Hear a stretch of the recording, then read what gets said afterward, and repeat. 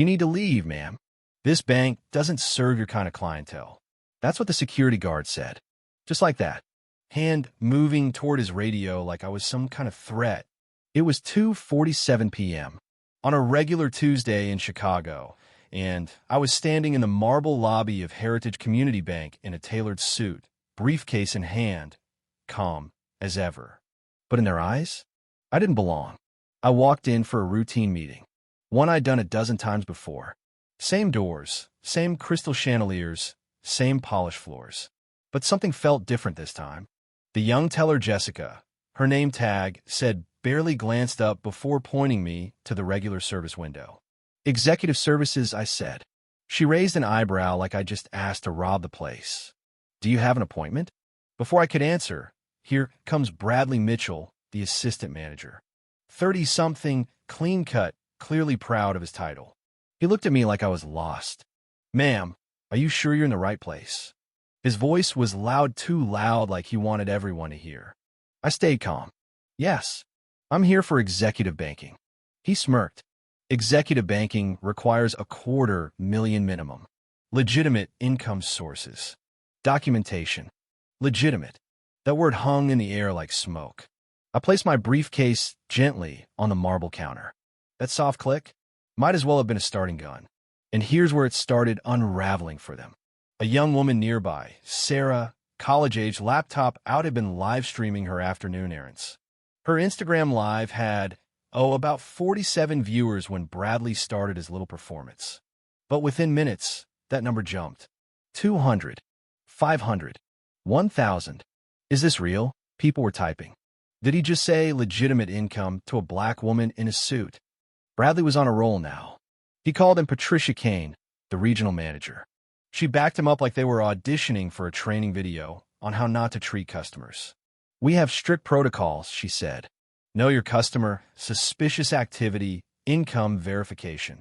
They barely looked at my ID. Never noticed the Platinum Amex, the VIP Garage Pass, the initials on my briefcase AW. Not that it would have mattered. They weren't looking for clues. They were looking for confirmation bias. I checked my phone. Dozens of missed calls: general counsel, board secretary, chief of staff. Time check, 2:52 p.m. Board meeting in 38 minutes. That's when I sent the text. Code 7. Initiate immediately. Sarah's stream hit 1,200 viewers and counting. Comments flying. "This is racism. Call the press." Google her name.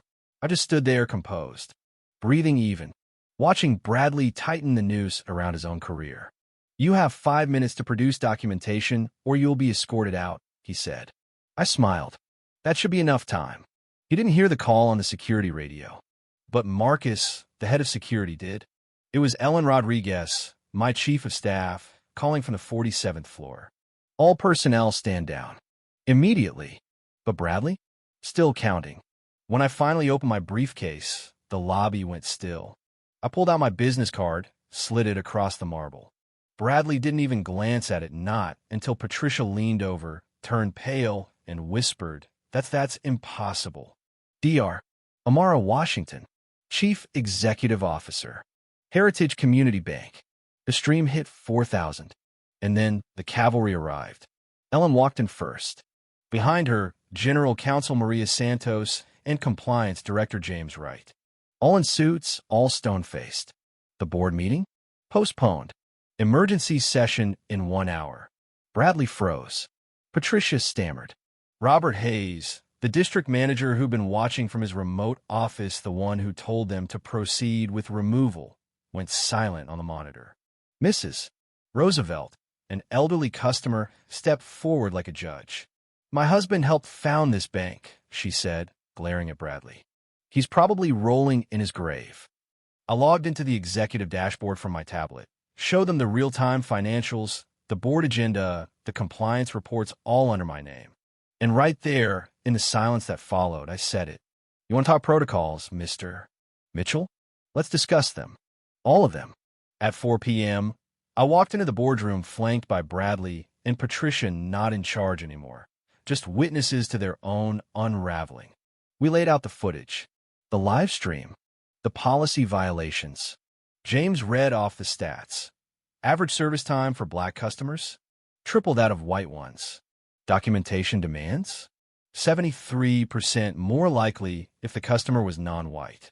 3 pending discrimination suits. $2.3 million in damages. They asked me what to do. Cover it up? Fire a few people? Or transform?